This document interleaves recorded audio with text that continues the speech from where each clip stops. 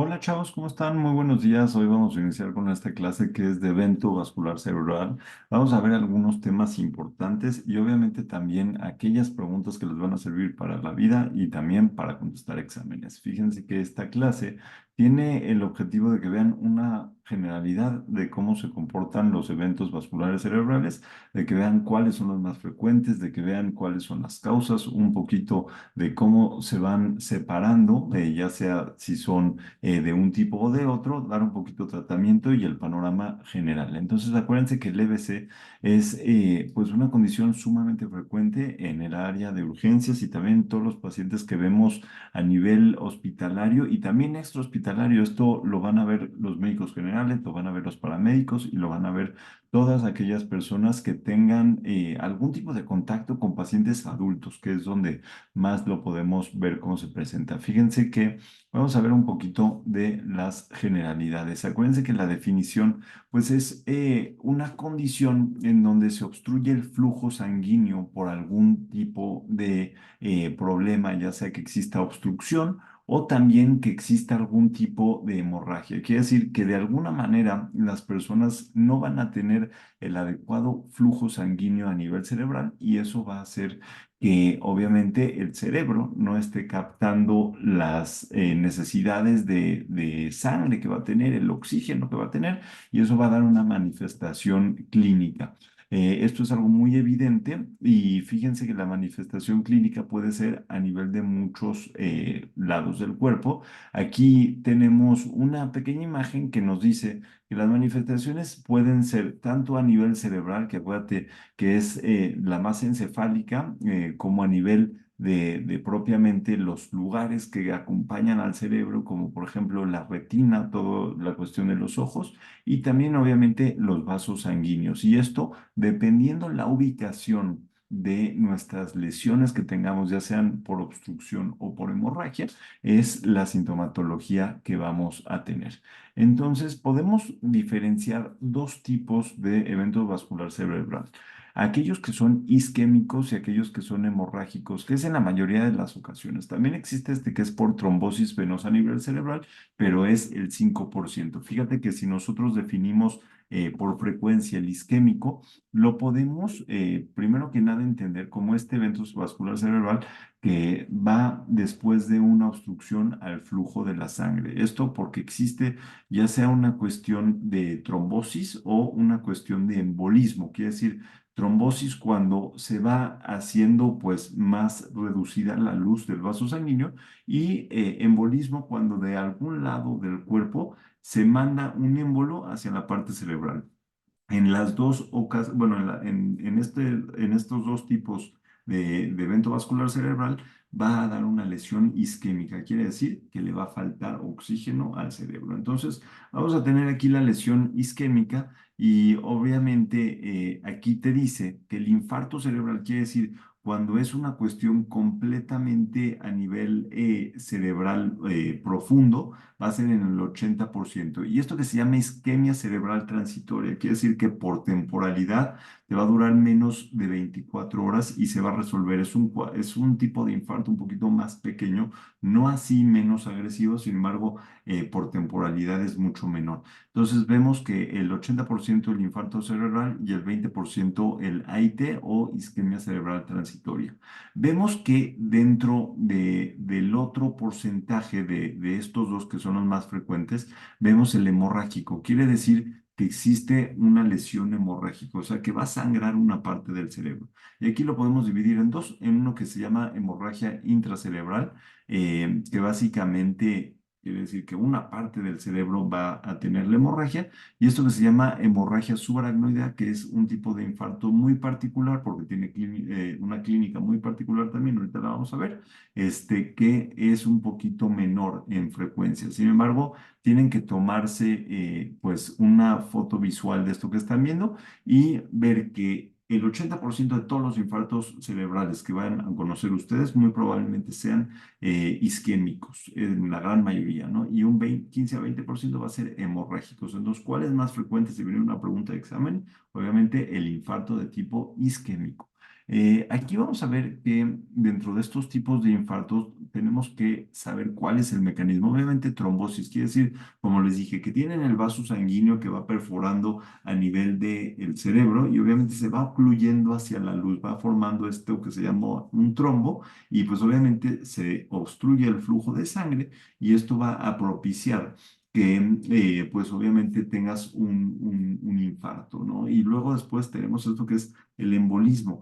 El embolismo va a ser pues un émbolo, quiere decir un fragmento ya sea de colesterol o de algún otro material o compuesto que migra de algún lado del cuerpo hacia la parte cerebral, se atora y eso es lo que causa pues la lesión y el infarto. El infarto aquí, como lo pueden ver, es en esta zona que está pues más gris, quiere decir que es la zona infartada, la zona que le está dejando de llegar oxígeno.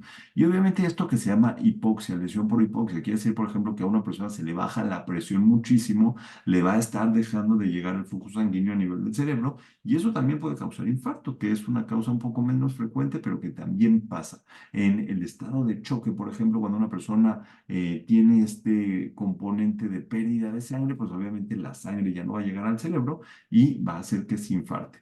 Y entonces también existen estos mecanismos que es a nivel hemorrágico. Y lo podemos dividir en dos, en esto que es hemorragia subaracnoidea, que propiamente es en el espacio de abajo de la aracnoides, que es esta maraña de capilares, y esto que es la hemorragia intracerebral, que es muy profundo a nivel central, particularmente donde está al lado del tálamo y de todas estas estructuras profundas, va a haber un sangrado. Y esto es más que nada por aumento en las cifras de presión arterial. Esos abuelitos que de repente tienen la cifra en 200 sobre 100, etcétera, se le revientan estas pequeñas arterias que tienen por ahí y sangran a nivel del cerebro. Entonces, básicamente ya tenemos la diferencia entre isquémico y hemorrágico, más o menos para que ustedes lo vayan identificando. Tenemos también que estos eventos vasculares cerebrales dentro del abordaje, nosotros tenemos diversas escalas para ver la gravedad de qué tan, bueno, qué tan importantes son este tipo de lesiones. Si son escalas clínicas, no es importante que ustedes aprendan toda la escala, pero sí más o menos que vean qué es lo que tenemos que preguntar. Obviamente aquí es como un mix de la escala de Glasgow. Aquí vamos a ver un poquito lo del nivel de conciencia, si el paciente responde a las órdenes, si cierra los ojos, si abre la mano, cómo está el campo visual, cómo está la movilidad también facial, la movilidad de los miembros superiores e inferiores y obviamente también la parte sensitiva, el lenguaje y pues algunas cosas más particulares. Todo eso va a dar una puntuación que nos va a predecir la gravedad del evento que tenemos justamente enfrente de nosotros. Acuérdense algo también, que dependiendo de la zona en que tengamos la distribución del infarto, también vamos a tener el problema o la cuestión sintomática, ¿no? Quiere decir que acuérdense que tenemos estos 12 pares craneales que aquí los ven del 1 al 12 y cada uno pues tiene una función particular, un movimiento, algo que se da a nivel sensitivo, etcétera. Y obviamente dependiendo de dónde esté el problema o el infarto, pues va a dañar esa zona y podemos tener esa manifestación clínica. Por ejemplo, si es a nivel ocular, si es a nivel facial, si es a nivel del nervio vago, etcétera, dependiendo qué nervio o qué zona deje de llegarle sangre a ese par craneal, pues va a ser la zona en que la manifestación la podemos detectar. Y por eso en el examen físico vemos los pares craneales para ver si uno de ellos está fallando, muy probablemente ahí esté la lesión. Y esto es por pura clínica que estamos platicando. Acuérdense que también hay síndromes vasculares, que estos propiamente a veces también los preguntan en los exámenes y particularmente los que les quiero platicar son los que más preguntan en los exámenes de México y en los exámenes de Estados Unidos, que es esta condición o este síndrome clínico que se llama amaurosis fugax, que de repente se les va la visión y esto es algo sumamente preguntado y relacionado a esta arteria que ven aquí. A veces también preguntan este síndrome de Wallenberg, que es obviamente por la afección de la arteria vertebral. Y hay uno que también preguntan que justamente da síndrome que es el locked-in, ¿no? Que es el síndrome del cautiverio, que es por afección de la arteria basilar. Hay algunos otros que también pudieran preguntar en los exámenes, pero obviamente son menos frecuentes. Estos que les dije generalmente son los más preguntados y los preguntan en forma de caso clínico para que puedan decir, por ejemplo, si les dan un caso clínico de una amaurosis fugax, de dónde viene el problema o de qué arteria les pregunten, ya saben ustedes qué contestar. Em, Vamos a seguir viendo por acá. Obviamente es lo que les decía, estos síndromes que son las manifestaciones clínicas dependiendo de la arteria. No se tienen que aprender absolutamente cada arteria del cerebro porque es obviamente muy difícil, ¿no? Pero sí algunos síndromes clínicos que son pues muy característicos. Y lo que tienen que saber ustedes es que la mayoría de los infartos va a ser por acá a nivel de la arteria meningia cerebral, bueno, de la arteria cerebral que ven justamente por acá, que es la que nos va a dar las manifestaciones más evidentes, como por ejemplo las hemiplegias contralaterales que son tan características, son a nivel de estas arterias que son justamente ramas, las que ven acá y nos pueden preguntar a veces estas afasias de Broca o afasias de Wernicke y nos pueden preguntar a qué nivel o a qué arteria se está manifestando el EBC. Simplemente tienen que, ¿cómo se llama? Que pues tener en mente estas arterias que ven por acá. Vamos a ver qué sigue. Hay uno muy particular que se llama el ataque isquémico transitorio. Este ataque isquémico transitorio anteriormente lo definían como menos de 24 horas. ¿Por qué menos de 24 horas? Porque el EBC que no es transitorio te dura más de 24 horas.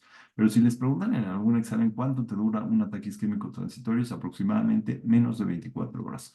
Y se compone porque estos déficits que son neurológicos, son súbitos. Obviamente está perfectamente la persona y tiene un déficit súbito. Generalmente los síntomas duran menos de 60 minutos, pero te pueden durar hasta 24 horas, que es a veces lo que preguntan. Tiene una recuperación espontánea, quiere decir que el daño pues no es tan evidente. Y obviamente cuando le hacen un estudio de imagen no hay propiamente una evidencia de la lesión, quiere decir que no va a haber una hemorragia, que no va a haber alguna zona pues mucho más afectada.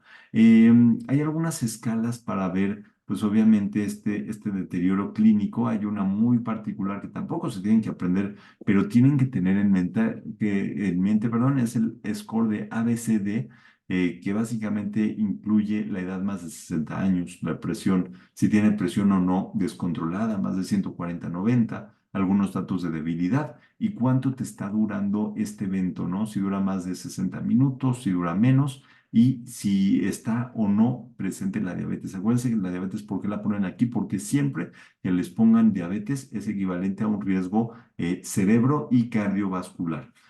Por eso lo ponen. Entonces, entre más puntaje, pues obviamente va a tener mayor cantidad de riesgo y de progresión este evento isquémico transitorio. ¿Cómo evalúas este tipo de lesiones? Pues obviamente con un ultrasonido, con un electrocardiograma y con un ecocardiograma.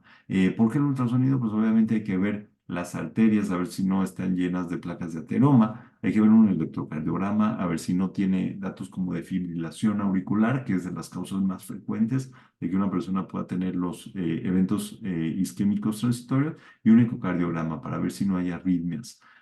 Hay unas predicciones de escalas que es del EBC a los 7 días. Y obviamente también esto lo hacemos justamente cuando estamos evaluando el ataque isquémico transitorio para ver el riesgo de que se desarrolle propiamente un EBC después de 7 días. Les digo, no se lo tienen que aprender en memoria, nada más tener en mente que existen este tipo de escalas y entre más puntaje, pues obviamente más riesgo de convertirse a un EBC propiamente después de un evento isquémico transitorio.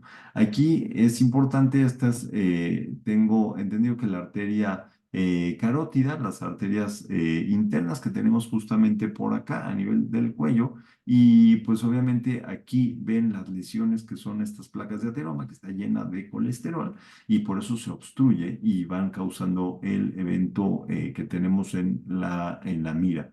La mayoría de las ocasiones, les digo, es por fibrilación auricular y generalmente se da cuando existe una obstrucción más del 70%. Estas dos cosas son sumamente preguntables en el examen, más del 70% y que vienen por fibrilación auricular. Entonces vamos a la siguiente diapositiva. Tenemos obviamente que cuando evaluamos a un paciente con evento isquémico transitorio, tenemos que ver si el paciente está anticoagulado o no, y esto por una sencilla razón. Si sí está anticoagulado, tenemos que pues ver obviamente la necesidad de agregar alguna otra cosa, y si no, pues obviamente también la necesidad de agregar cosas como la aspirina o por ejemplo también la heparina. Generalmente este tipo de personas pudiera, obviamente tenemos que descartar que no sea una cuestión hemorrágica, pero si es un evento isquémico transitorio, se benefician de cosas como, por ejemplo, la anticoagulación con noxaparina o también la anticoagulación con aspirina, dependiendo los riesgos que tiene y también del puntaje de esta escala que se llama ABCD2, que justamente la tienen aquí a la derecha. Entre más tengan de puntaje, más se benefician de algún tipo de anticoagulación. Hay algunos tratamientos o abordajes que ustedes tienen que tener en mente. Simplemente recordando esto que es el ataque isquémico transitorio, tenemos que aplicar la escala ABCD y se dan los antiagregantes como por ejemplo la aspirina y el clopidogrel, los anticoagulantes como por ejemplo la enoxaparina. Se tiene que hacer cuando hay cifras mayores de 70% de obstrucción, esto que se llama endarterectomía carotidia, que básicamente es retirar esa placa de colesterol que tiene por acá, o angioplastía, ir propiamente y remodelar ese vaso sanguíneo obstruido. Se tiene que dar estatinas, y esta también es pregunta de examen. Las dosis de estatinas que se tienen que dar es, por ejemplo, atorvastatina o rosuvastatina, que son las de pues más potencia, ¿no? Estas tenganlas mucho en mente porque por ahí la podemos preguntar en algún examen. Hay algo que se llama el EBC isquémico, que obviamente lo podemos dividir en dos, en embólico y en trombótico. Embólico, acuérdate que viene de otra parte del cuerpo, y trombótico, que pues obviamente tienes tu vaso sanguíneo y se va haciendo pues mucho más estrecha la luz del calibre del vaso, y eso hace que haya un flujo de sangre detenido. Aquí tienen algunos de los subtipos. Tenemos, por ejemplo, que existe aterosclerosis como la causa, dentro de las causas más frecuentes, pero también cuando tiene un componente cardioembólico, y esto que se llama lacunar. O sea, todo esto va a componer el espectro de los pues, eventos isquémicos. Entonces, acuérdense aquí, según el diagrama, el evento isquémico, tú tienes aquí una arteria que se obstruyó, ya sea por un trombo o por algún émbolo, se obstruyó y tienes esta zona que se va a perfundir mucho menos, quiere decir que le va a llegar mucho menos sangre y mucho menos oxígeno. Entonces, aquí te dice, cuando es de grandes arterias, el sitio más frecuente es la bifurcación de la aorta, y esto a veces también la preguntan en los exámenes. Los factores de riesgo siempre es presión alta, diabetes, dislipidemia y también fumar.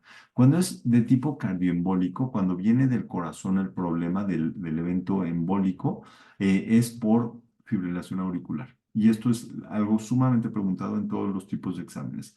Y obviamente hay una condición más patológica que se llama lipohialinosis, que es estos infartos pequeños a nivel lacunar, se les llama así. Son estos infartos que son muy, muy pequeños, que son hasta de 2 centímetros y muy frecuentemente son asociados a cambios a nivel de la presión arterial.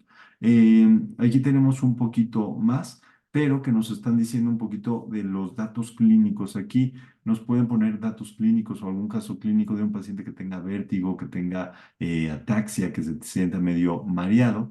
Y obviamente aquí podemos ver algunos de los componentes de la estenosis carotidia, ¿no? Cuando es un EBC que se compone a este nivel, podemos tener todo aquello que tiene que ver con el flujo de sangre. Por eso las personas van a tener mareo, van a tener vértigo, etcétera, ¿no? Esas son las zonas que se perfunden menos. Cuando son infartos lacunares, son a nivel de la cápsula interna o puente. Y obviamente también van a dar estos síndromes que son talámicos, así se les llama. Y cuando son a nivel cardíaco, pues obviamente depende del área, ¿no? Depende del área que se esté, pues, dejando de perfundir. Pero aquí lo importante es, ustedes recuerden, fibrilación auricular. Esa es de las causas más frecuentes. En algunos casos te pueden dar un caso de endocarditis y que después desarrolló un EBC, pero es menos frecuente. Es menos frecuente. Yo les pongo fibrilación auricular como algo más frecuente. Obviamente existen algunas otras condiciones un poco menos frecuentes, como el síndrome antifosfolípido o algunos que son, por ejemplo, por cocaína, por cuestiones que son simpático-miméticos, que hacen que las arterias se compriman más y les deje de llegar sangre a partes del cerebro. Entonces, esto es como lo más frecuente que ustedes tienen que saber. En todas las ocasiones ustedes tienen aquí pues obstrucción al flujo sanguíneo. Cuando hacen una tomografía o una resonancia magnética, pueden de manera comparativa ver cómo se pinta todo el lado izquierdo y el lado derecho no se pinta. Quiere decir que hay algún tipo de obstrucción a nivel de alguna arteria y eso pues es concordante con un evento tromboembólico. Hay algunas escalas que los paramédicos y los médicos de primer contacto de urgencias como ustedes pueden tener. Hay una que se llama escala de Cincinnati, es muy sencilla, que se compone de tres parámetros. El primero es la desviación de la comisura labial, quiere decir que la comisura justamente va a estar desviado hacia un lado o hacia el otro. La debilidad de extremidad superior. Quiere decir que ustedes le van a decir, oye, puedes por favor subir las manos y una mano no la va a poder subir. Y el otro es alteración en el habla que qué tanto esté pues articulando o no bien las palabras. Fíjate que lo más importante es lo que dice aquí, que cuando va a llegar a urgencias, lo más importante es que le hagas algún estudio de imagen para detectar si es hemorragia o es isquemia. Y esto, pues, la mayoría de las ocasiones, una tomografía simple o si tienen acceso a una resonancia, es importantísimo que lo pueden hacer para poder detectar. Si es una cuestión hemorrágica, pues obviamente mandarlo a todo este algoritmo de neurocirugía. Y si es una cuestión isquémica, pues obviamente ver el tratamiento médico, ver la cuestión a nivel por ejemplo, anticoagulación, y eso es lo que ustedes tienen que saber. Eh, Hay algunos datos que también son importantes que ustedes vean. Tienen que controlar mientras los signos vitales, si es que la persona tiene la presión alta, si es que tiene alguna alteración de azúcar baja en la sangre, de hipoglucemia, lo tienen que ir corrigiendo en lo que están ustedes en urgencias, porque obviamente son causas que pueden agravar el cuadro y obviamente confundir, ¿no? No es lo mismo que una persona venga con datos de EBC, pero que en realidad no fue un EBC y fue por hipoglucemia, etcétera, que lo puedes corregir con simplemente ponerle un poco de azúcar a nivel de la sangre. Entonces, siempre también tienes que determinar la causa. A veces aquí hacen en particular énfasis a las personas que tienen pues un antecedente de fibrilación auricular y están anticoagulados para ver cuál es el camino a seguir. En la mayoría de las ocasiones, si las personas no tienen pues algún otro dato y es una persona con un EBC isquémico, pues se van a ir a esto que es la terapia con aspirina, que acuérdate que es un antiagregante plaquetario y nos puede ayudar a no tener pues mayor evento, ¿no? Hacer la sangre un poquito más ligera y a que ese evento no se repita. Obviamente, cuando hay alguna sospecha o dato de que tiene riesgo de sangrado, toda la cuestión antitrombótica con aspirina o con algún otro anticoagulante se debe de pausar. Eh, Vamos a ver qué hay aquí. El EBC hemorrágico, esto pues acuérdate, hay dos síndromes, la hemorragia subaracnoidea y la intracerebral. Subaracnoidea porque está justamente en el espacio subaracnoideo. Si yo les digo o les preguntara cuál es el sitio más importante para esto, se llama el aneurisma de Berry por lesión o por ruptura del aneurisma de Berry, y este es súper preguntable en los exámenes, la hemorragia subaracnoidea. Y la hemorragia intracerebral, que es propiamente hemorragia hipertensiva, quiere decir que por cuestiones de presión arterial sumamente alta se va pues a dar un evento hemorrágico muy profundo a nivel del cerebro. Aquí hay pues algunos datos que sí preguntan en los exámenes. dos cosas particularmente. Cuando es hemorragia subaracnoidea, tienen que acordarse de aneurisma de Berry y de otra cosa, de que clínicamente se los pueden poner en un caso y dice aquí en inglés, dice worst headache of my life. Quiere decir que va a ser el peor dolor de cabeza de su vida. No hay migraña que se le compare a esto y obviamente siempre que haya esto tienen que sospechar de una hemorragia subaracnoidea. Y aquí es la hemorragia intracraneal, que es más o menos pues causada dentro de la mayoría de los eventos por una hipertensión descontrolada. Y aquí pues los datos son un poquito más bajos, puede haber dolor de cabeza, vómito, puede incluso algo de convulsiones, pero lo importante es que es por una cuestión de presión alta descontrolada. Hay una pregunta que les pueden hacer: ¿cuál es el gold standard para este tipo de lesiones? Obviamente siempre la angiografía cerebral, todo lo que ven vasos sanguíneos y los pueden pintar para ver exactamente de dónde está la lesión, pero obviamente también la TAC o la resonancia magnética inicialmente nos pueden ayudar muchísimo. Hay un score de hemorragia intracerebral que tampoco se tienen que aprender, pero simplemente nos va adentrando un poquito en las cuestiones de severidad. Y hay otros que incluso nos pueden platicar un poquito el riesgo de la mortalidad a los 30 días. Obviamente, entre más problemas tengan a nivel de escala de Glasgow, de volumen en mililitros estimado, o a nivel como de la tomografía, a nivel de dónde está localizado, pues, y obviamente particularmente de la edad, nos va a dar un pronóstico, un riesgo de qué tan posible es que la persona fallezca después de 30 días. Eh, Aquí hay algunas cosas del abordaje terapéutico. Acuérdense que la hemorragia intracerebral generalmente pues es drenaje del hematoma, ¿no? En la mayoría de las ocasiones tienes que llamar al neurocirujano y que vaya y drene el hematoma.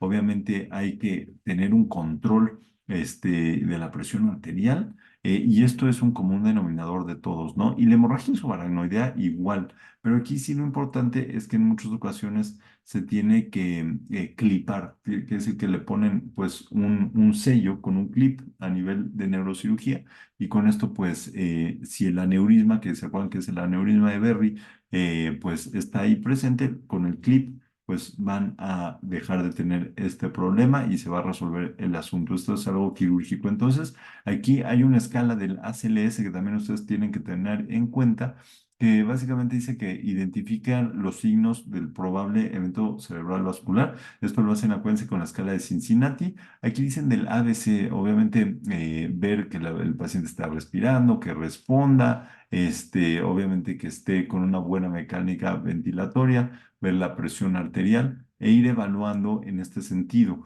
Aquí, si es que tiene menos de 90 de oxígeno, ponerle un poquito de oxígeno con puntas nasales, irle tomando laboratorio, un acceso intravenoso. Vamos a verificar la glucosa y tratarla si es que tienes pues una cifra en donde podamos o sea necesario tratarla, por ejemplo, menos de 60 de glucosa.